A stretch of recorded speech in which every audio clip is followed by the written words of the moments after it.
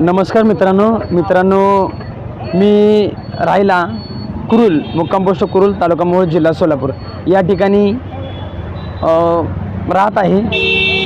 10 वर्ष झालं मी घरकुलासाठी कागदाची पूर्तता करत आहे। 2 वर्ष झालं पाठपुरावा करत आहे, तरीही मला माझ्या हक्काचं घरकुल मला मिळत नाही। BDO, ग्रामसेवक, CO हे माझ्याकडे दुर्लक्ष करत आहेत।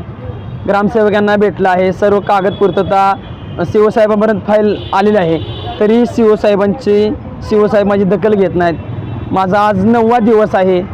15 जुलैपासून मी उपोषण करत आहे। सरकारी अधिकाऱ्यांना मी वेळेवर जे त्यांच्या सरकारी नियमाप्रमाणे त्यांना मी मुदत देत आहे, तरी माझ्यावर अन्याय होत आहे।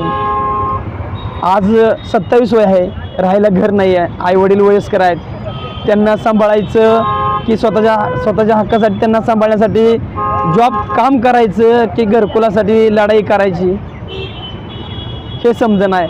भविष्यात आता लग्नाला मुलगी मिळत नाही, माझ्या हक्काचं मी घरकुल फक्त मागत आहे।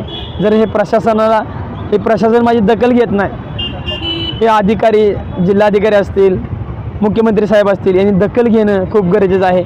या CO साहेबांना 2 वेळा भेटलो, विनंती केलं, तरीही दखल घेत नाही। त्याच्यामुळे मी जर मला लवकरात लवकर मंजुरी पत्र जर नाही मिळालं, पहिला हप्ता वेळेवर नाही मिळाला, तर मला टोकाचं पाऊल उचलावं लागेल।